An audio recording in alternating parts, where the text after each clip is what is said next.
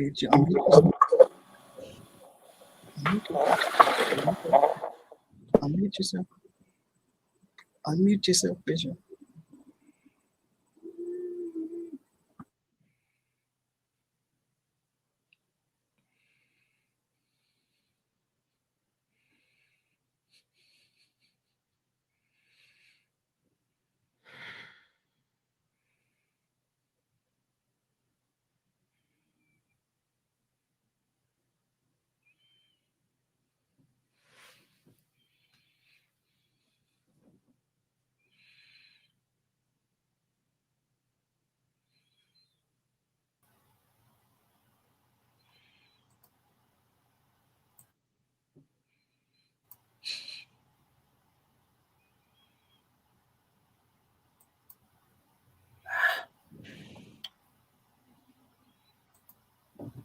Sorry about that, everyone.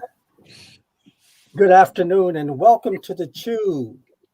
We are now into the second of a two-part presentation this afternoon, and this is the expert panel. Our panel today consists of three medical doctors. We have two that are with us, Doctors Lillian Robertson and Jane Morgan. We also have our presider, the pastor, the preacher, and one psychologist, the Honorable Bishop Theodore L. Brooks, and one psychologist, Dr. Olivia Burkett. And it is my honor and privilege to be able to host this expert panel session this afternoon. We're so delighted to have all of you with us, and for all of our viewers all across the country, glad that you were able to join in with us today.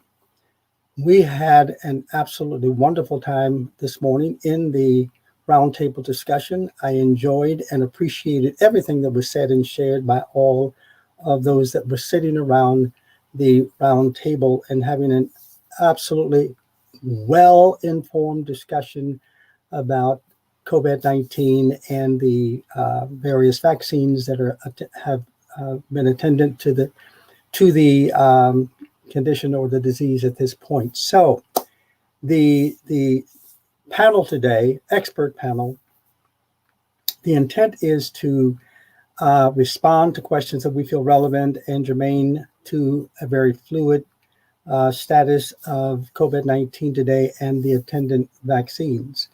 We understand that COVID-19 has been with us since February, thereabout, of 2020, and only recently have vaccines been made available. That said, there continues to be considerable misinformation that has resulted in hesitancy to get the shot among African Americans. Some of the discussion around hesitancy has been about the history of medical malpractice within the Black community and the myths that prevail within the Black church. Our goal today is to inform, educate, and dispel much of the misinformation, disinformation, and myths, etc. regarding COVID-19, that our constituents are better informed and of current best practices and know how to make better choices and how to keep themselves safe. That said, I'm going to give space for, as we begin this expert panel discussion, for each of you to introduce yourselves and to talk about your area of expertise and background and what you bring to this expert panel discussion today. Dr. Lillian, why don't you lead us all? Well, good morning, everybody. I am so glad to be here today with such distinguished guests and distinguished panel. I am a board certified obstetrician and gynecologist practicing in the Seattle, Washington area. In addition to that, I am involved with the Marvin Williams Center, which is a community health and recreation facility in Bremerton, Washington. I'm the executive director there. Chiefly, my role is to respond to community needs as it relates to health and wellness.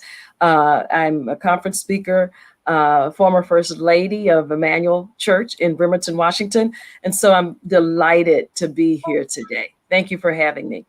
Thank you. Welcome. Dr. Morgan. Good morning and good afternoon. I don't know where everybody is today, but I appreciate being here today. I am the executive director of the COVID task force for the Piedmont healthcare system in Georgia. We're the largest healthcare system in the state of Georgia.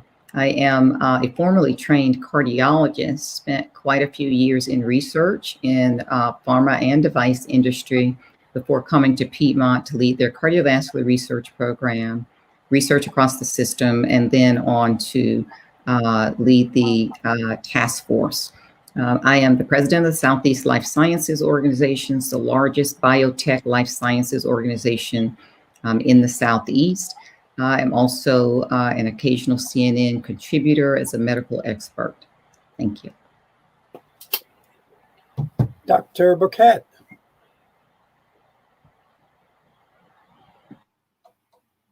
Ordained minister of the Pentecostal Assemblies of the World. Additionally, I'm a professor of psychology at William Carey University in Hattiesburg, Mississippi, which is a Christian university. Formerly, I was director of psychology at one of the Mississippi State mental health facilities for 23 years. And also, I'm a researcher. My current research is focused around autism spectrum disorder, and I've been engaged in international publication. Thank you. And the presiding bishop of the Pentecostal Assemblies of the World, the Honorable Bishop Theodore L. Brooks. I'm Bishop Theodore L. Brooks, as Dr. Harrison, Bishop Harrison has said. And I'm sitting here wondering, why am I here with all of these experts? I don't have a medical degree. I am not in that field. But I guess the expertise that I carry is my concern for the well-being of the people, not only just of the Pentecostal Assemblies of the world, but of the entire community around about us. I serve here as the senior pastor at Beulah Heights Church. I've served on a number of boards, 23 years as a trustee for Yale New Haven Hospital, one of the largest hospitals, the Yale Health System, one of the largest health systems in the country. I serve as trustee at Albertus Magnus College right now, and involved in several entities around the city and state to get the message out about getting our people to have the to get their shots, their vaccines, having people become aware of the importance and to demystify that fear that we have about getting a shot, about going out and that something's going to happen to you. So I am happy to be here. I want to commend this panel. This is something that I foresaw even before becoming presider.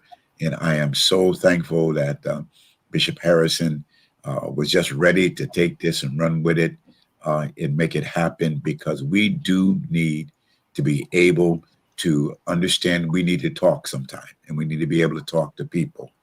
Saved, sanctified, full of the Holy Ghost, speaking in tongues, but we need some help.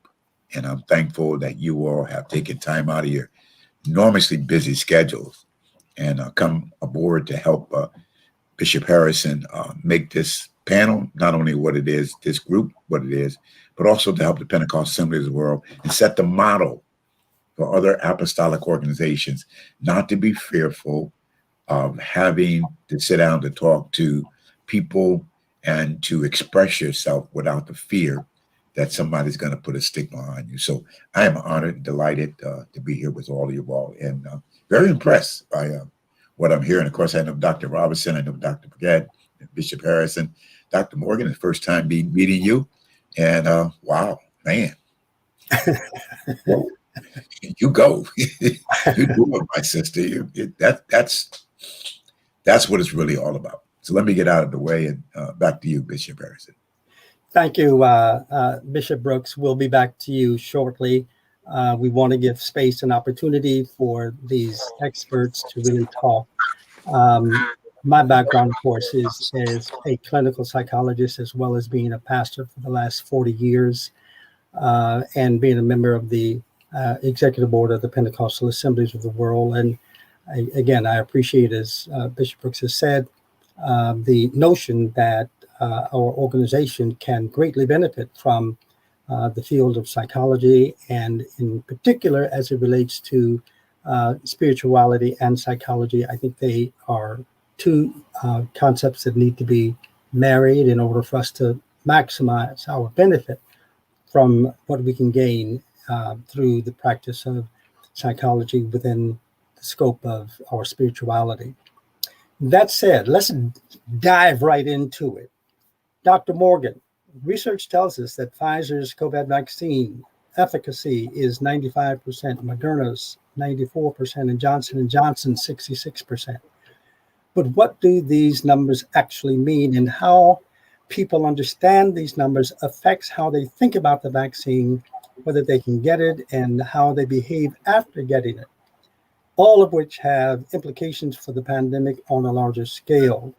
My question, some believe that these vaccines were rushed too fast or not sufficiently studied before being put into arms. How should people understand the safety and efficacy of these vaccines, given the FDA approval process of the clinical trials these vaccines underwent? Give us some background thoughts about that. Sure, Bishop. Thank you. And I appreciate being here today. So, the SARS-CoV-2 virus is the severe acute respiratory syndrome coronavirus 2, so named because it's the second time that we have seen it. We saw our initial case in 2003, the severe acute respiratory syndrome outbreak that was by and large kept off of our shores. We then had a second coronavirus sister family outbreak in 2012, the MERS outbreak, Middle Eastern Respiratory Syndrome, that was by and large contained to Saudi Arabia. By the time we had our first case in 2020, that means 17 years of experience researchers had developed on this, because in 2003, when we had that first outbreak, it was very alarming to the scientific community because it was a respiratory virus, right? And we are humans, we require air. And it also was a virus that replicates quickly and also then has the ability to mutate. So by the time we had our first case in 2020, 17 years of research had been done on this. All of the preclinical work was completed. All of the bench work research was completed. All of the genomic sequence had been identified and analyzed, all 30,000 base pairs. The mechanism of action, that spike protein, and how it infects the body by binding to our angiotensin converting enzyme receptor on the cell, had already been elucidated and identified, all of that before we had our first case. So even though it's a first case here for us and we're just hearing about it in 2020, the scientific world have been working on it for 17 years behind the scene. The other thing to think about is that the vaccine companies then had access to unlimited resources. And when I say resources, I mean money. They had unlimited money coming in from the US government. When you have unlimited resources, you can do a lot of things. And so what they did was, instead of doing the phases of the vaccine, usually phase 1, phase 2, phase 3, you don't start phase 2 until phase 1 ends. Not only does phase 1 end, you have to gather all the data, analyze it, and then make a determination on safety before you go to phase 2. So all of this takes a long time. The reason they do it in tandem this way is because it costs almost $1 billion for drugs and vaccines to come to market. And so companies want to be very sure before they invest their next $100 million in the next phase that they are making a decision at each step of the way. Well, if it's not your money, then that completely de-risked the process. And so what they did was they stacked all the phases on top of one another and pretty much ran them concurrently and looked at the data at the end, which you would never do if you're playing with your own money, because if the data turns out to not be positive, you've just lost $1 billion. But if it's not your money, then we can do it. And then at the end, all of these, the safety and the efficacy data was so strong that it moves forward for emergency use authorization. And then the last thing is, we do not have FDA approval, which will require another 1 to 2 years of follow-up data. We have emergency use authorization, which only required 60 days of that immunity data to be confirmed before it was authorized for release. So if you add all of these things up, you can see how it appears it was available very quickly. Thank you. Thank you very much for that. Dr. Lillian, can you add to that?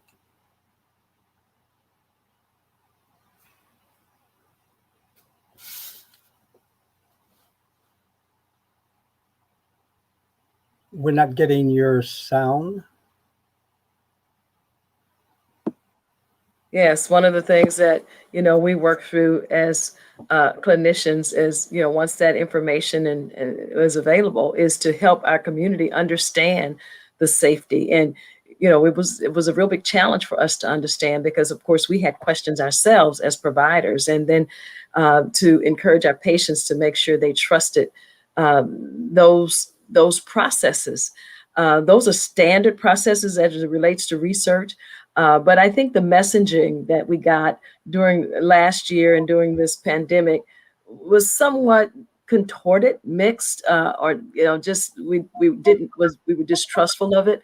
But the process of in terms of research and bringing out new pharmacology agents and new medications, that's a trusted procedure. That's a trusted route. Got sped up, and so our challenge as was for everybody was to make sure people got comfortable with that and telling that story and messaging that out to make sure everybody knew that it was safe. No steps were missing. Safety was attended to at all precautions. I got excited that on the primary investigator for the Moderna vaccine was an African-American female. So in my mind, that told me that things were thought through the lens of safety as it relates to African-American people. So that's kind of the way I adjusted to that Operation Warp Speed and had to frame it differently than what the news media was giving us as it relates to, the political climate. So, Dr. Morgan, help me understand the messaging aspect of this because, from a scientific perspective, I can appreciate everything that you said, but how do we break that down in layman's terms that people can understand exactly what the science is all about in terms of the efficacy? So when we look at the efficacy means how well do these vaccines work? How well do they do what we say they're going to do? That's called efficacy. And so when we look at Moderna, as you rightly said, the efficacy was 94.5%, Pfizer was 95%, and Johnson & Johnson was 66% globally, 72% in the United States. One of the things with respect to the African-American population is that the efficacy of these vaccines is higher in the African-American population than in the overall trial. So for instance, Moderna enrolled 10.3% African-Americans in their trial. Pfizer enrolled 9.8%. Johnson & Johnson enrolled 13%. And if you include Africans, they enrolled 19%. And while we represent 13.4% of the mosaic of America here in the United States, and all of these vaccine companies then fell somewhat short of our true representation, they actually did a phenomenal job. They were intentional and purposeful because by and large, we only participate in clinical trials in single digits, 3%, 4%.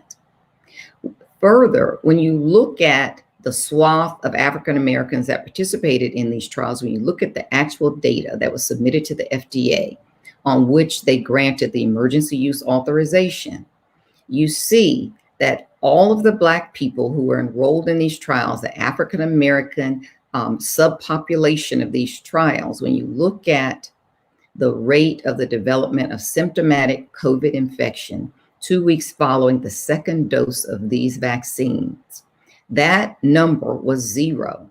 What that means is, even though these vaccines have a very high efficacy rate, 94.5 and 95%, that's incredibly high. Don't forget, the flu vaccine on any year never has a higher efficacy than 65.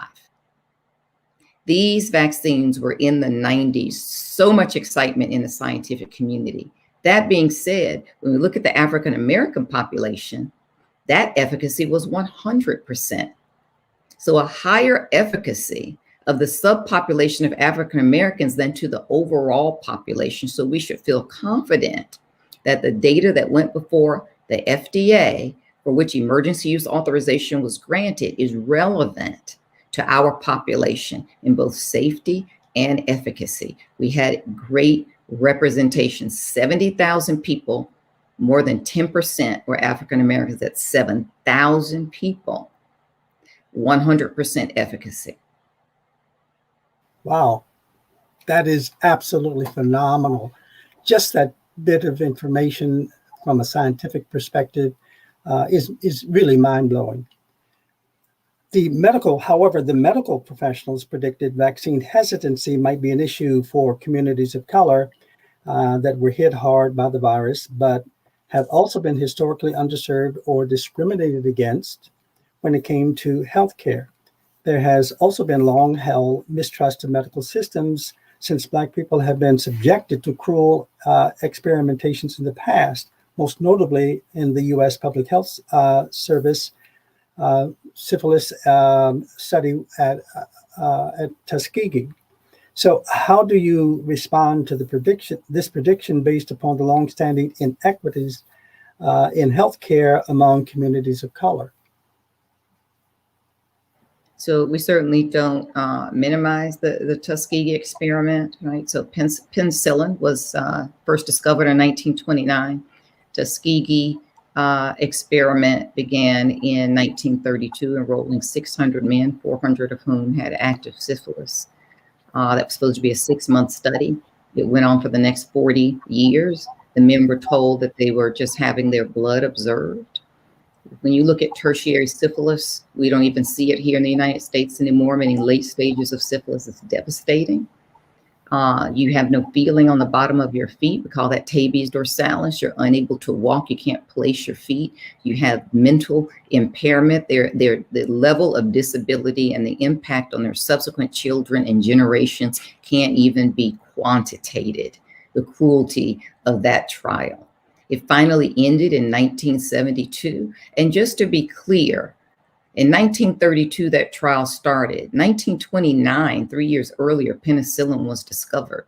By 1940, worldwide, it clearly was the treatment of choice for syphilis in every medical textbook and was still denied these men. So in no way is that to be minimized. And I think we need to understand these historical contexts. When we begin to approach the African-American population, there should be no surprise that there was vaccine hesitancy. When we talk about research, the medical system, not just historical context with the medical system, but ongoing context with the medical system, this whole notion of Black people having less pain. That is pervasive throughout the medical system. When you look at the prescriptions of opioids, pain control medications that are prescribed in this country, there is a 30-fold increase, 30 times more prescriptions are written for white patients than Black patients. So there is no happenstance when we looked at the opioid addiction crisis, why it was impacting the white community. That's because they are provided access to these drugs and we are not. Do we feel less pain? No, but we are perceived as having less pain. And the psychology of experiencing ongoing pain that is unrelenting and unable to be relieved, and your doctor not prescribing medication for you, not only does it impair the physical healing, but it's also ongoing psychological torture. So we certainly understand, not only in research, but also in current medical practice. Don't forget, racists go to medical school too. And we forget that. Everybody comes from somewhere.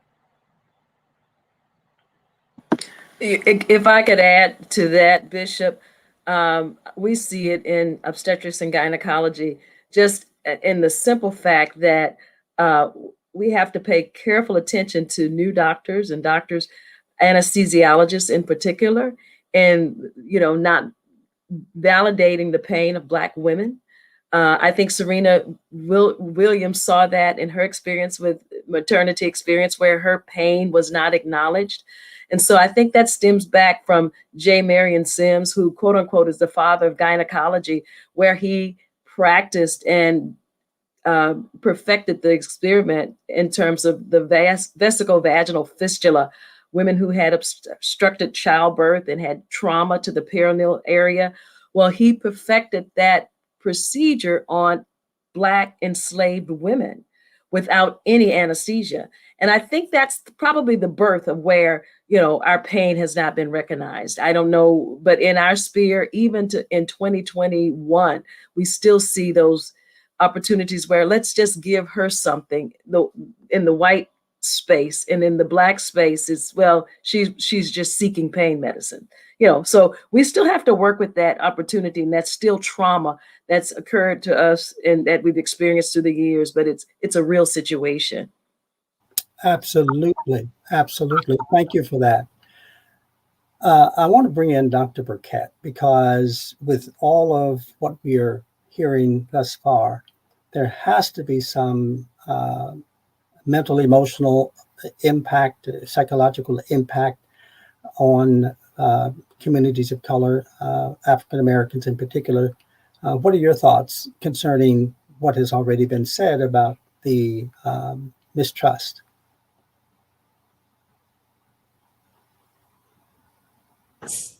To your question, experiencing intolerable psychological levels of or high levels of stress depends upon both the person and the situation. And unfortunately, not all Black people are in the same situation and experiencing the same stressors. However, we are all human beings, and we tend to draw from our experiences and what we've learned in the past to cope.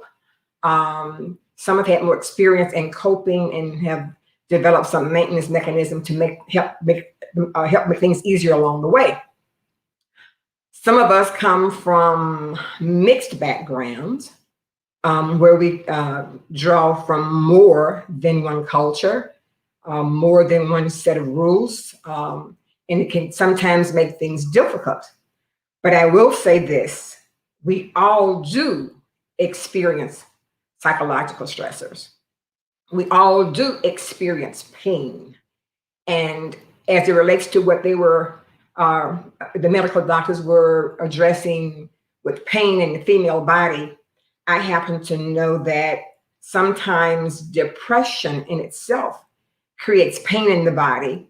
And women who have complained of pain, who were actually depressed, were given medications because they were diagnosed as having fibromyalgia, maybe.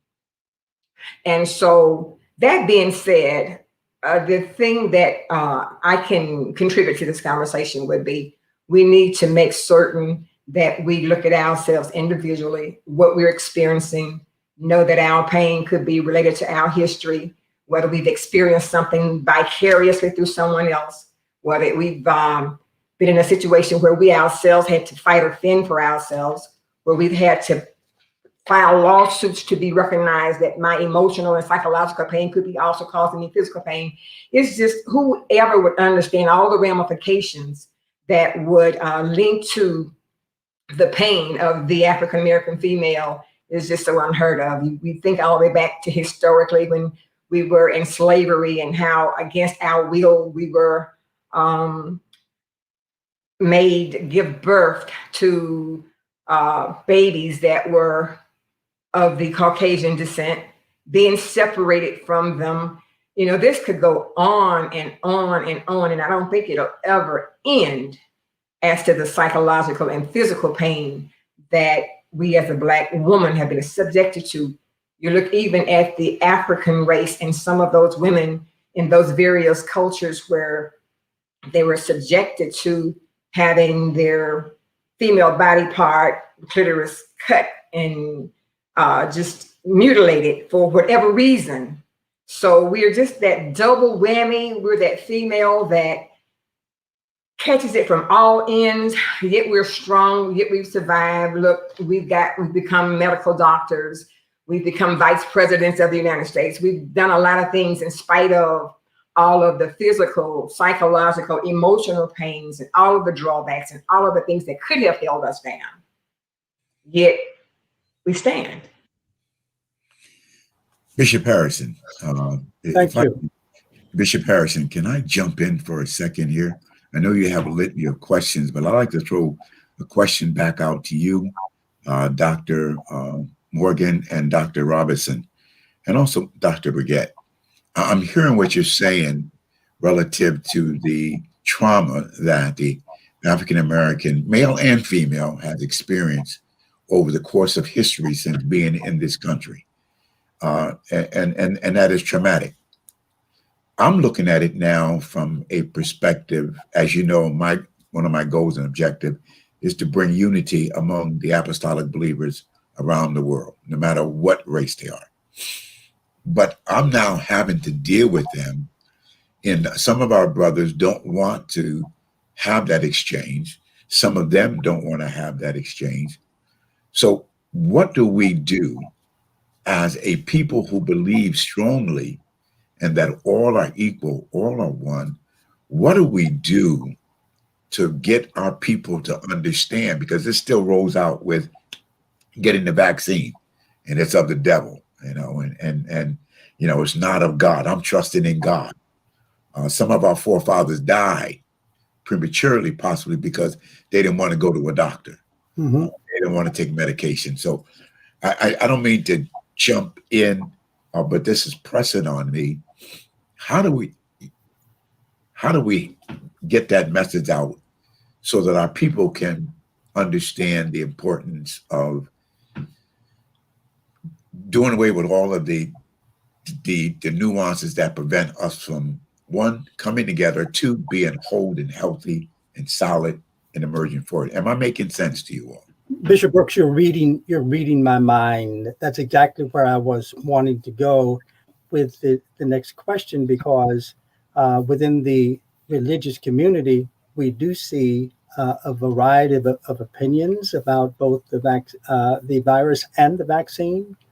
And of course, a lot of people want to kind of spiritualize that and make it an issue of faith and so on. Others, of course, believe that maybe the vaccine is of the devil, or that I'm dependent on God and trusting in Him, etc. So, to our medical experts, Dr. Morgan and Dr. Robertson, is this a messaging issue, or maybe how do we build trust among communities of color, particularly around the church, given the messaging that really speaks to the needs that we have for understanding and clarity?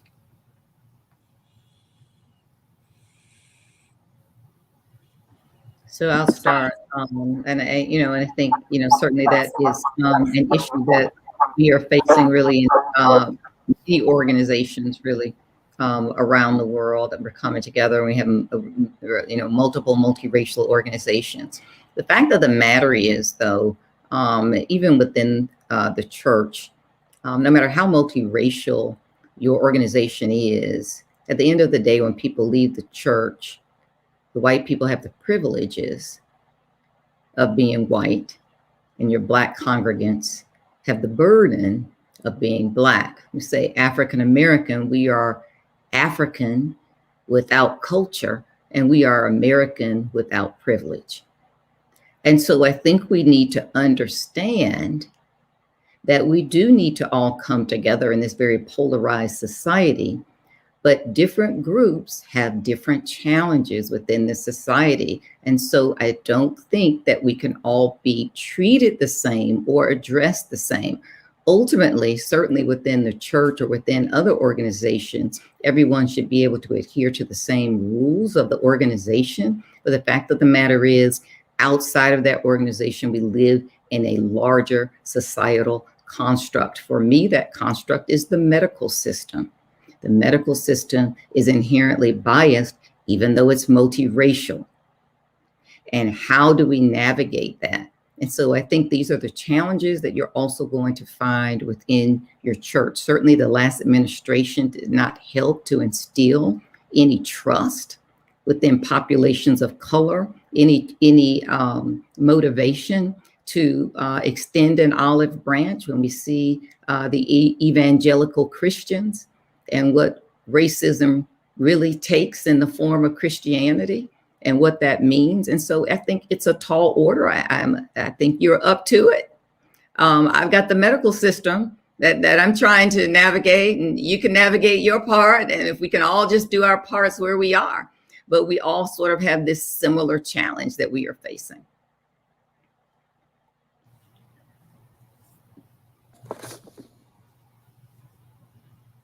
I agree with that, Dr. Morgan. I think COVID exposed, it raised the skirts on a lot of things that we probably knew existed as it relates to racism and privilege, and the acknowledgement of that. And oftentimes I realize and recognize when we're transfusing blood, giving blood transfusions at the hospital to patients that are in critical medical conditions, no one asks if it's white blood or black blood. I find that interesting that we can move into those spaces for healing without any questions being asked. I think, and I explained earlier this morning, I grew up in two worlds. I explained earlier that my father was a pastor and faith preacher, and our affordable health care was prayer and just trusting God. And we didn't have any insurance, came from very humble beginnings. So I've existed in both worlds. I had to go to medical school. I happened to go to medical school to learn the body and to learn how the body works. So I've kind of, understood, that we can coexist. They're not mutually exclusive, that they're complementary and compatible. And, 75% of the work that Jesus actually did was through healing the sick. So we have to coexist together. I think you have a tremendous opportunity, Bishop Brooks, to find ground in those spaces. The commonality actually is we both, are one underneath our skins. And it's tough. It's an age-old problem, but it's still very relevant now. It saddens me that evangelical Christians, pick one arm of scripture and polarize themselves from the rest of us who really, understand the struggle and really don't have the privilege. But I think it's something we all have to just deal with, work through, understand that the challenge is there. We see it even in the folk that, among our patients. Just one quick example. I have a very good friend of mine who manages the COVID vaccinations at Texas Medical Center at the Methodist Hospital. And she described to me a day where they had the seniors to come in and from an African-American church. And this gentleman came in, he rolled up his sleeves, he sat there in the Methodist Hospital in the ivory tower among all of these white faces, except, maybe one or two. And he rolled up his sleeve, he said, "Young lady, my name is Robert Johnson. I'm 76 years old. I'm a member of St. Paul Missionary Baptist Church. I'm married, got 15 grandchildren and 4 children." And he looked at her and stopped. And in his mind, he was asking her, can I trust this vaccine? Can I trust this system? And so when we show up to get the vaccine, we're thinking about all of that. We're thinking about police brutality. We're thinking about lack of privilege. We're thinking about our, the way we get to work, our intergenerational household, redlining, voter suppression, all of that shows up. So it's a tough and tall order, but it certainly doesn't mean we can't work on it and we can't come up with creative ways and, like what was being done all over the country to push this message forward. We have to individually do it in our spheres to make sure we're standing strong. Dr. Morgan gave us some challenges as clinicians to just be present, show up, be a voice. And I think just chipping away at it, not eating the elephant at all at one time, but just taking a bite at a time. And that's what's brought us through these past 400 years. And I think that'll take us from where we need to get to from here. Excellent. Thank you. Bishop Brooks, I know you're working on needing to mitigate the negative impact of the virus and the vaccine as we think about it within the church community. And I know you're looking for support in how you can get that message out and over. For example, this particular presentation is going out over various platforms within the PFW. We have an executive board of 60, 70 men and women. And I know you need to hear something today that will speak to the executive board about what we need to do to come together and mitigate the impact as much as possible. So, what kind of help? What can we do to help you make that happen within the Pentecostal assemblies of the world? I think one of the things that can make it happen is that we need to do more of these. I am blown away this morning by hearing Dr. Morgan Mm-hmm. and her background. We all know Dr. Robinson, Dr. Brigette, but I'm blown away by hearing Dr. Morgan's background and what she brings to the table and her clarity on explaining that we knew about COVID, that the process was already here. And I'm privileged to know that it's been around for a long time. I'm curious, and she can answer the question for me when I get through, is that why did they name it COVID-19? Because it appears in the minds of individuals that this disease just sprung on us in 2019, not knowing that the history of it and where it came from. So I think more forums like this, Bishop, getting our people to stop being afraid, be afraid of people like you, people like Dr. Brigette. We'll go along with Dr. Morgan and Dr. Robinson because they're dealing with the body. But you all play with the mind. And so there is an apprehension about talking to someone other than God about the issues that we're having and the problems. COVID-19 has weighed heavily on pastors. It has weighed heavily on our parishioners. People are scared it amazes me. They're scared to death to come to church, but they go to a grocery store. They go to the laundry. They go out.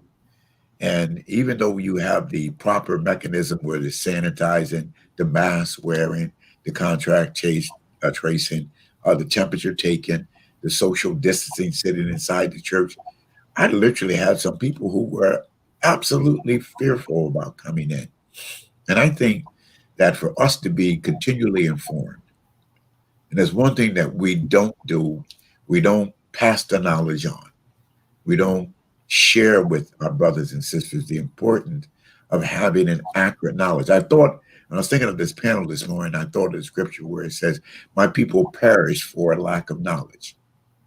And people in the church have historically felt like because they have the Holy Spirit, that it makes you immune from a whole lot of things.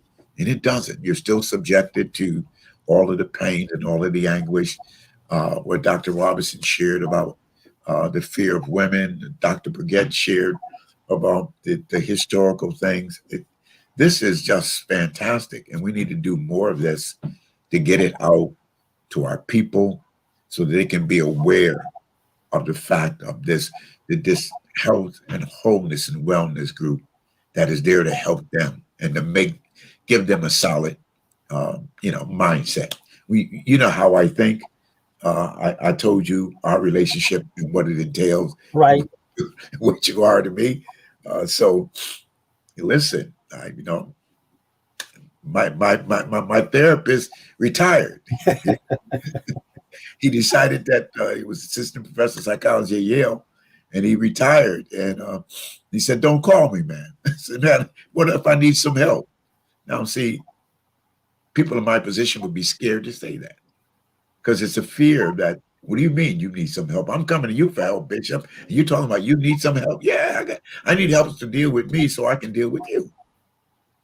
The reason why pastors can't help their members is because they're dealing with their own encumbrance of issues that are just messing them up. So therefore, when someone comes in and tell them a problem, they're like, man, you got to get, that little thing, because they don't want to share there. So I think the more we do this, Right, even after this is all over with, this has got to be an integral part of our structure, of our organization, because things are not getting any better. They're getting a lot tighter. And we need to be able to have the expertise. I've been in PAW all my life. You have to. When we were young people, we would have never saw this panel. Right. They would have never come about. Matter of fact, you got criticized for going to school to become a psychologist. Absolutely. They thought something wrong with that. Something wrong with that boy want to be a psychologist. Dr. Morgan is going to be what, head of an organization? Oh my God, a medical group doing research. Oh, she's giving over to them. The devil is using her. It's a whole new world we've opened up, and we got to keep on doing it. Thank you, Bishop. Normally in presentations like this, we kind of wait until the last few minutes and ask everybody to kind of summarize and so on. I don't want to do that. I don't want to wait and you not be able to share what really is on your heart, that you know that we need to know and understand. So think of it this way. Dr. Morgan, Dr. Robertson, and Dr. Burkett, you're looking into the eye of the executive board. You've got 50 or 60 men and women. You're looking in the eye of some 2,000, 3,000, 4,000 pastors all across the country who have a variety of beliefs about, whether it's psychology or just the field of medicine, etc. What can you say to them that would bless them, that would get them unlocked from maybe their fixed positions or thoughts or whatever that may be about, from all that you've heard, both from the round table this morning, and I know there was a lot of discussion about myths and so on this morning and all of that. But you're now looking at into the eye of the executive board of the Pentecostal Assemblies of the world, the oldest oneness apostolic organization in the world. And you want to say something that will help them understand this virus and understand the need behind it, both from a scientific and a practical perspective. One of our catchphrases for the Committee on Health, Education, and Wellness: empowered by faith, backed by science. So we need to be able to manage both concepts, both our faith and our practice when it comes to how we receive medicine, how we receive the whole field of medicine. So help us understand that. Take the time that you need to convey to this executive board what we really need to understand and how we can be more practical in the approach to save lives among us, to inform and to educate, to dispel the myths and all of the misunderstandings and so on that exist all across the country. I know that's a huge question, but take your time, each of you, doctors, Morgan and Robertson and Burkett, and talk to us. Look us right in the eye and talk to us.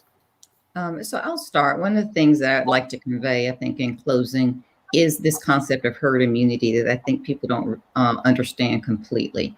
And herd immunity really began at the turn of the century, the turn of the 20th century, in farmers, cattle farmers. They had cows. And they noticed that when the herd became infected with whatever disease or virus was in the environment at the time, those cows that didn't die, not only were they immune, but those who had not been infected also never got infected. That included subsequent calves that were born. And medicine took that from that observation, and that's why we call it herd immunity. We recognize in society that if we can bring our population up to a certain percentage of immunity, like those cattle farmers, then everybody doesn't have to be immune, because the herd provides that zone of protection. In other words, no communicable disease can find a host, in this case, a human, in which to infect, to spread that disease.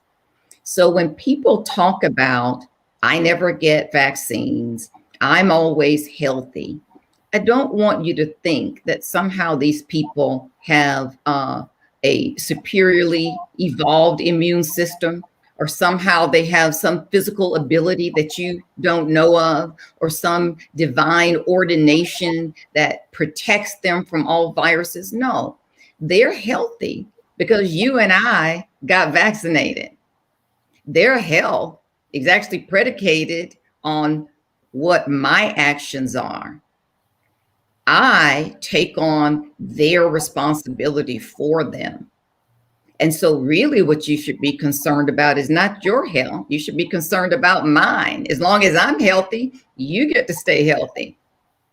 If I get sick, then you now are missing your zone of protection because I've taken on that responsibility. The other thing that you should think about is when we talk about mutations, when we talk about community immunity versus herd immunity, we want to reach herd immunity, not community immunity. And so, for instance, if I live in city A and city A is only adopting the vaccine at about 35 or 40%, and you live 400 miles away in city B, 95% uptake of the vaccine. Many people have the vaccine. They remove their mask. Society is flowing freely. At some point, cities A and city B, because we're an interdependent society, are going to mix.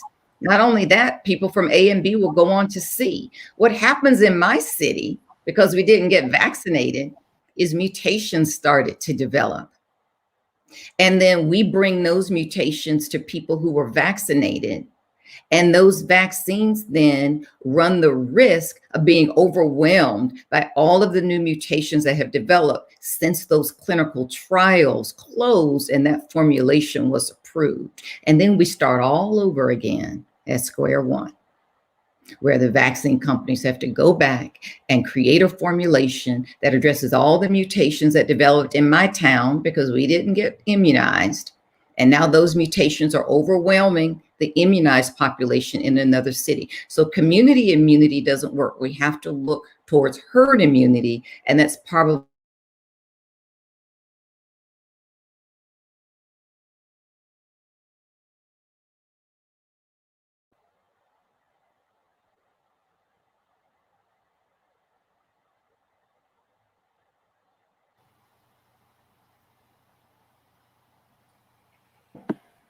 We've frozen. So, Dr. Morgan, did you finish?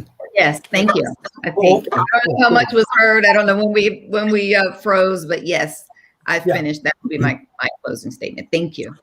Okay, I want to come back to you, but Dr. Lillian.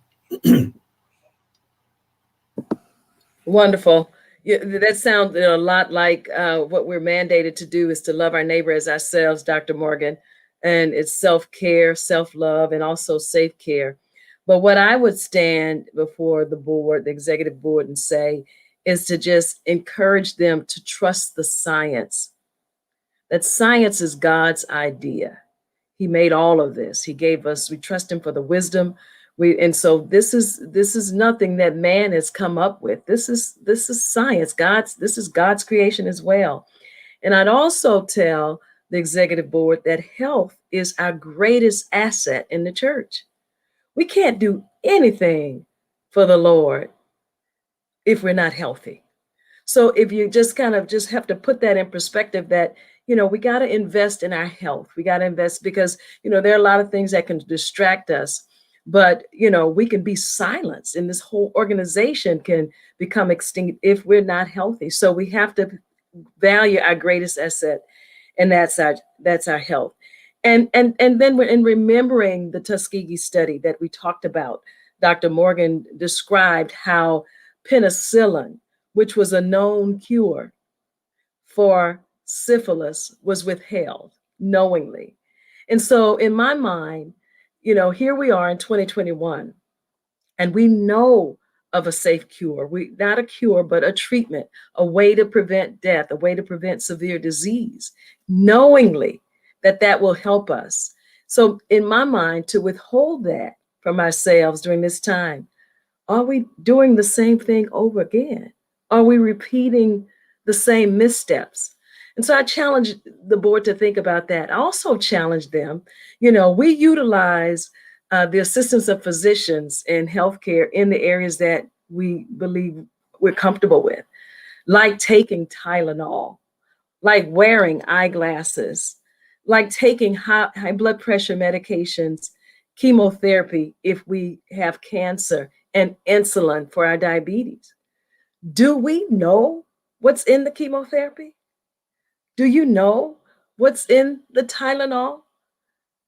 So it's the same science, it's the same progress we've made as clinicians, as in the medical industry, the progress that we've made to bring us along, to keep penicillin, antibiotics, surgical procedures. All of those things are, what God has given us to be in health, and as I prosper, as our soul prospers.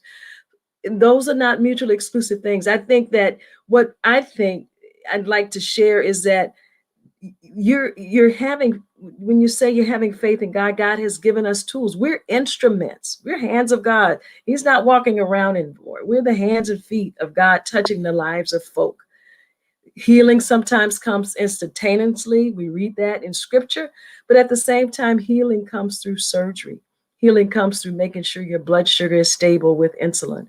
So I just challenge them to embrace the science, because science is from God. He wants us all healthy, well, and prosperous. And so as we think about this vaccine and ways to keep our congregation safe, so that we can gather again, so that we can go to the convention, so that we can fellowship and eat together. This is one boat that he sent us, one raft that he sent us in sinking waters to be saved and to be safe. And I just challenge them to think of it in a different way that may help us to get to where we need to be and do the things that all the things that God has called us to do. Thank you. Thank you, Dr. Bouquet. Yes. I appreciate the comments by both medical doctors, and I would like to add to that, we are biopsychosocial beings, and the board have heard much from both of the medical doctors. But your psychological well-being is tied to the way we think. And if we're going to have the mind of Christ Jesus, then we need to actually have a sound mind. And what psychologists bring to the table is very valuable. As human beings, we're going to experience a whole lot of things in life that is going to stress us out. Becoming a bishop does not make you immune to having stress. Or even if you're just an usher at the door, it doesn't make you immune to having stress. If you're on the pew, we're going to all experience stressors in our lives. But whether or not, as a human being, you experience those intolerable levels of stress depends upon your situations in life, and it depends upon you as an individual. And so when we cross that threshold and our thoughts around the stresses in our lives become so high that our emotions are where they're not healthy, and then we engage in these aberrant behaviors and we take on these maladaptive behaviors. A lot of what we've seen during this COVID season could be addressed by psychologists. Even though we're Christians, having a psychologist or a counselor, someone who understands the human psyche, how our thoughts are formed and how we deal with stressors, can help alleviate your psychological problems. We all have them at some point or another in our lives. Most of us think, I'm okay, I don't need this, we all need to talk to somebody at some point or another to help you put things back in perspective in a healthy way. Your thoughts can sometimes be intruding. You can have thoughts that you know are not godly, that are not in good standing, but you may not think that it could be a problem for you. But it can be a problem from the pulpit. It can be a problem in the pew. It could be a problem in your home. It could be a problem in your workplace. It could be a problem where you don't get to reach your full potential in life, and you never get to be purpose driven. You never get to do what God ordained or called you to do because you haven't addressed your thinking, which affects your emotions, which then affects your behavior. Christians need to look like Christians. Our behavior needs to look like that of Christ. But when you're dealing with anxiety, you're dealing with depression, you're traumatized by some childhood event, your behaviors are not going to look the way they should look. You're not going to be a reflection of Christ. The Word of God tells us that we are built in His image and we're a reflection of Him. But when our behavior look like we're where someone who doesn't even know who he is, that could easily be fixed and addressed by sitting and talking to someone who understands human behavior, understands the human psyche, who's not going to judge you, but will help you put all of that in perspective while you can understand why you were thinking what you were thinking and be delivered from it. And then you can say, this is how I got over, this is how I overcome that situation. And now you're in a better position to be a Christian, to love yourself, because now you're a person that you actually like. And when you can love yourself, you can love others. You can't love other people until you learn to love you. But sometimes because of our mental health issues and our struggles, we don't like ourselves. So how are you going to love your neighbors like you love yourself when you don't even like you? All of these things could be addressed by simply having someone you can talk to. It does not make you of the devil if you sit and talk about your psychological well-being. In fact, I think everyone should at some point or another, even if you don't feel like you need it. It's healthy to talk to someone, to listen, and to support. That's the only way we're going to really be able to get through any crisis such as this pandemic, or even to have a healthy church and good, solid relationships, and relationships that looks like Christ in the church. Thank you, Dr. Burkett. I knew we needed a psychologist on this expert panel. Thank you for that. Bishop Brooks, we don't have a lot of time left this afternoon. You've heard Dr. Robertson, Dr. Morgan, and they've addressed a plethora of issues and so on. But before we get away today, in your mind, you've heard from many pastors across the country. You've heard from members of the executive board.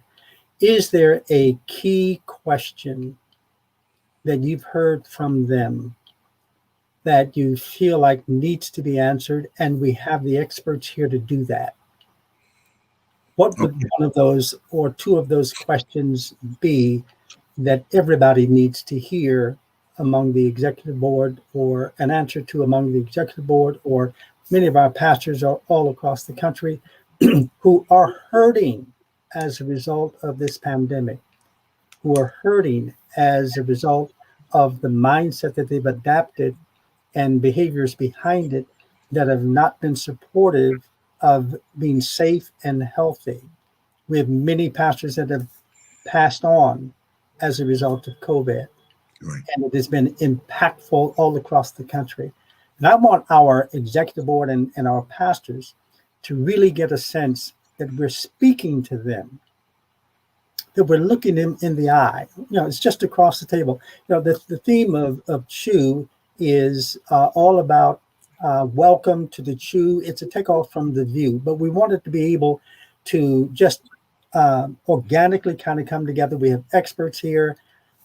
So from that perspective, what are you hearing in terms of questions that are being raised that these experts can address beyond what they have already done? And I think they've done a beautiful job. All of our panel has done an excellent job this afternoon. But is there something more that you've heard that needs to be asked and answered? Okay. One of the things I think that before I get into the question, I think that this kind of forum needs to be done on a monthly basis. One of the things that we do is give something out, and then it's helpful, and then we don't hear anymore. Mm-hmm. And because we don't hear anymore, we continually do the same bad habits, bad thinking that we've done over the past 3 or 4 months. And that becomes devastating.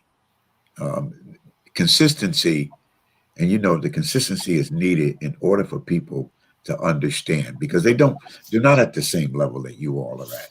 They don't have the ability to have the information that Dr. Morgan had. They don't have the ability to be where Dr. Lil is at and what she's doing. And then Dr. Burkett, they're not with you all on that. So we need to do this more and more and more and more and more. That's number one. Number two, I guess one of the questions that I've heard tremendously, and Dr. Morgan, maybe you can, since you're the expert really in this area, how long will the effects of that second shot have within the human person? And is it a fact, or we don't know, that every year we're going to have to get a booster shot or something that is causing a lot of people, i.e. your brother right here, who's saying, look, you guys got me once, you got me twice. I don't want to come back next year in March and have another shot. But what is that likely of that happening? Yeah, so the two different aspects of that question. One is messenger RNA and long-term effects. And I know people have a lot of concerns about what are the long-term effects. We don't have a lot of experience with these vaccines. And so one of the reasons that scientists and the scientific and medical community are not concerned about messenger RNA is we've been studying messenger RNA in the laboratory since the 1970s. One of the reasons we haven't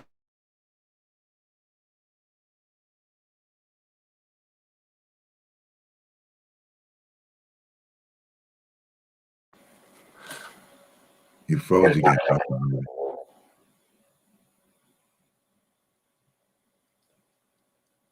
Ooh. I think she's frozen. Yeah. I'm not was that one or that one? Okay, there you are. I'm not sure. Was I on, or did you all hear anything? We got No. lost. Okay. So messenger RNA was created in the 70s, has been in laboratories since the 1970s, and scientists have been working with it since then. So it's not new for laboratories. It's not new to be used in drugs and development of vaccines. One of the reasons we haven't seen it used that often is that it denatures very quickly, meaning it disappears. And so we couldn't keep it around long enough in any formulation to actually use it. So now that we have it in the COVID vaccines, once it's injected into your body and codes for that spike protein that you hear about, that you develop antibodies towards, it then denatures or dissolves or disappears, whichever word you'd like to use. It's not in your body. So it's not there to create any long-term effects. The other way to look at this question is the immunity question. We don't have FDA approval. We have emergency use authorization. So instead of 1 and 2 years of immunity data, we only had 60 days of immunity data. At the time that this vaccine was authorized, we knew it would work at least for 60 days. Now we have a formal 6 months of data that was submitted to the FDA, and we know that these vaccines work for 6 months. Every single month, we have another month of data. Remember, we're still following all of these subjects that were enrolled in these trials in real time. That's why we don't have FDA approval. We're still following these people. So next month, we'll know if it lasts for 7 months. A month after that, we'll have 8 months of data. A month after that, we'll have 9 months, not of safety and efficacy data, but of immunity data. What we're trying to find out now, we know it's safe and we know it works. We don't know how long it lasts. And that's what we're following patients out to see. The third part to that question is with regard to whether or not we will need a third vaccination or not. And that really depends on how quickly we can reach herd immunity or not, and how much we allow mutations to develop in our society. The more mutations that develop, the more likely the vaccine companies are going to have to go back and create a third formulation to come back and give you beyond your second shot, to cover all of the mutations that have developed since those clinical trials closed. So that's 3 levels of that question. The second level, because we're following the immunity data, we can't tell you yet whether or not this will be an annual shot or every 5 years or every 10 years. You have to stay tuned. We literally are gathering immunity data every single month. At this point, we know it lasts for 7 months. Next month, we'll know if it lasts for 8 months. The month after that, we'll know for 9 months. So we don't have that answer yet, but we do have all the safety and we do have all of the efficacy. The mutations will depend on whether or not we can follow public health measures and get immunized, because if not, we probably will have to come back and get a third shot in addition to our first 2 shots, because we've got mutations now that the first 2 shots don't cover. Wow. Now that's what scares people and puts the fear in them for not wanting to get it at all. Well, that should put the responsibility to say, hey, let me step up and be a part of this solution, Right, so that we can decrease the risk of developing mutations, instead of let me step back and not get it. And now I'm a part of the problem. And we may have to end up with subsequent formulations because of the mutations. So it should encourage people such that we can decrease the rate at which these mutations are developed. We are in a race, humans against these mutations. Everything on Earth strives for life, including humans. These viruses, survival goes to the fittest. In science, the fittest means the most adaptable. These viruses will continue to change and adapt in their struggle to try to live. They can only live if they can invade the host, meaning the human being. We are a key part of their life cycle. Without us, they die out. And so we've got to remove ourselves from their life cycle, either with social health measures or with immunizations. But if we don't, the virus will continue to try to live, just as humans, all animals, fight or flight, will try to live.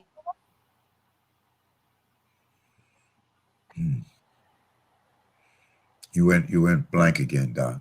So we're in this race against one another, viruses and humans. Dr. Yep. Morgan, I think you addressed that question really well. One of the concerns that I've often heard raised has to do with the long-term effects of the vaccine. In your best judgment, and this may be an unfair question, but in your best judgment, as you look out 3, 4, 5 years, do you see any negative fallout from having received the vaccine? So I didn't hear all the question, but I think you asked about long-term effects. Yes. And long-term, right. And so the long-term effects, obviously, this vaccine is new and we're gathering data. But as far as we see now, there are no long-term effects that we can anticipate it, nor from any of the data that's come in. And also because the messenger RNA, the key part of this vaccine, doesn't stay in your body. It's not something that's a permanent part of your body. In fact, that's one of the reasons it's been difficult to work with. So it disappears. And so there's really nothing there to create that long-term effect. So that's why we're not anticipating, and where there isn't concern about it. And also the data that has come in, now we have months and months of data, also isn't giving any indication at all of that. Mm-hmm. Excellent. Don't forget, hundreds of millions of people have received this vaccine. Over 100 million Pfizer, nearly 100 million for Moderna. So we're talking about huge volumes of data. Dr. Morgan, you said it disappears. Mm-hmm. Can you just elaborate a little bit more on that? Because I'm confused. In science, we call it denaturing, meaning it just breaks down and dissolves. Maybe that's another way to look at it. So it doesn't stay at a permanent part of your body.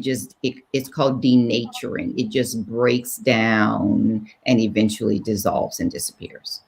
So, and that's because it's an mRNA. That's part of the makeup of messenger RNA. Okay. So what about the contagious? What about when they say that you got to be around people that have it, that you're very much subject to come down with the disease? So that's the disease, not the vaccine. Okay. Right. So if you're exposed to somebody with COVID-19, you certainly could contract COVID-19 if you're not immunized. I got you now. I got it. All right. Right. I think you just addressed a key piece of this whole discussion particularly around hesitancy, that this vaccine does not remain in your system. It serves a purpose, it accomplishes its job, and as you say, denatures. That's phenomenal. That's an understanding that I had not heard before. Yes. That I think is critical to our understanding of this vaccine. And if this panel accomplishes nothing else, just that one point, I think, speaks to really where many people are with respect to the hesitancy, with respect to some of the myths that have been thrown out there, that have been discussed and so on, and all of the medical malpractice that historically creates, kind of like among African Americans, this reluctance or this hesitancy. Just knowing that fact alone, that this does not remain in your system, I think speaks to a volume of criticisms and misunderstandings and misinformation and all of that. So thank you for that. Appreciate that. You're very welcome. Thank Dr. you. Lillian. Yes, I think Dr. Morgan has, dropped the mic on that one. Just with her explanation of that, that certainly clears it up for a lot of people. And I think that gives us some tools as clinicians, as Absolutely. pastors, as leaders to help folk understand the importance of this and to just dispel some of the, conspiracy theories, the myths, to just move us forward to being healthy and to getting back to some sense of normalcy that we can all appreciate. And sounds like the sooner we can get folk vaccinated, we decrease the chances of arrogance and thereby, reach herd immunity, particularly now that we're starting to vaccinate our children. I think that's going to be another important frontier that we'll need to start standing in that space and understanding that as well. So thank you, Dr. Morgan, for that great explanation. I think you just have such a tremendous ability to make difficult concepts very clear and very digestible. Thank you for that. Thank you very much. Thank you. Excellent. Well, we're almost out of time. So I would like for all of you to share your maybe closing thoughts and feelings. I think this has been absolutely wonderful panel of experts. I'm sorry that Dr. Horace Smith was not able to be with us. I'm not sure what the problem was, but we certainly have enjoyed and appreciated all of you that have participated this afternoon. Bishop Brooks, have you gotten enough information? And I know you've said several times already that we need to do this more frequently. We're down. We're ready. My committee is ready, and we're chafing at the bit to do even more. We do have some other things on the horizon, and we trust that this presentation, both part 1 and part 2, will just get out to all of the executive board so they can actually hear what has been said and shared in part 1, the roundtable, and this panel of experts this afternoon. Well, one of the things I am going to do is that mandate that this be on our website. 2, I'm going to get a letter out to all of the memo out to all the bishops that they needed to listen to it and to check it out. Absolutely. And then, third thing is I just have to find a way that we can continually do this. I'm with you. I'm all into this. I'm very much aware of the fact that one, and I don't know who said it today. I think both Dr. Roberts and Dr. Brigette said that if we're not well, healthy, physically and mentally, then we become useless spiritually. And that's the point that I'm trying to get across to people. There are some people who are not well mentally, and they're gifted, but their gift cannot be used because they're off somewhere in left field, and they do things that are out of whack, and it could become because of a lot of different things. And I think that we and the Black community have to get over, and in the church community, especially the church community, Pentecostal apostolic community, have to get over our fear of psychologists and therapists. We all need some help. We all need some help. Just like we go to a physician, we need some help. And it does not take away from our spirituality at all. I'll close out with that. I appreciate this. I appreciate you all. This has been fantastic. Thank you, Bishop. We encourage giving. You can go to any one of the a number of sites that you can donate to the CHEW, Committee on Health, Education, and Wellness. It's going to fund our future programs. You will see in the next couple of weeks a fundraiser that we're wanting to put out there. And so support of CHEW is really going to be important going forward. But even now, you can give to this panel presentation, both part 1 and part 2, and we encourage that. Givelify at Pentecostal Assemblies of the World, or PayPal at Pentecostal Assemblies of the World. And we appreciate your support. We need your support going forward. I appreciate it. Before Dr. Little comes, I would tell everybody, I need your help. Then I'll have to go back and try to explain why we need to do X, Y, Z. We got the money. We're going to do it. Let's go help each other so we can be healthy. Please give. And I'm going to be part of that giving campaign. So whatever you're asking, it's done. Absolutely. Thank you. Dr. Lydia and Dr. Burkett, close us out. Well, I'll just start. Count me in, too, for being a part of this continued space and to give information. I think we as a church have a tremendous opportunity to just be a blessing to our constituents and to the body of Christ in some new ways. We're doing church in a new way, so now we have to do ministry in a new way, and to focus on our health and be, what God has called us to do. Obviously, being healthy gives us our greatest opportunity to do that. So thank you, Bishop Brooks, for your progressive and forward thinking and for your understanding and appreciation for what matters most in this season, in this hour, to the body of Christ. God bless you. Thank you. I'm glad to be a part of this. Absolutely. Okay, and my goal here is to, at that time here, well done, my good and faithful servant. And I know that in order to hear those words, I have to lend myself as a servant to God's people. And whatever he has blessed me to learn, whatever wisdom he's empowered me with, has to be shared with the body of Christ. I don't proclaim to know everything, but whatever I do know, I want to share it with the body of Christ, that it's an betterment for us to grow and for us to become all that he's designed us to be, all we've been ordained to do. And so if we can work together, share our gifts, our talents, our education, our knowledge, our wisdom, and whatever else he empowers us with, I think we're going to be okay as a body of Christ. Panel, for your participation this afternoon, and to the earlier session, part 1, the roundtable.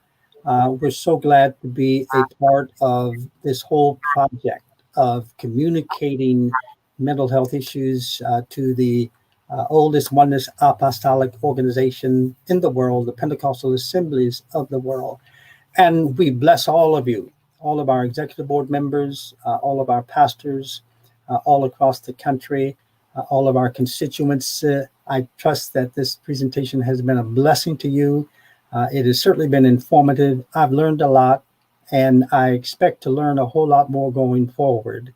So we look forward to the next time and the next opportunity that we have to share information with you. May the Lord bless all of you, all across the country, all around the world. And thank God for you and for your support.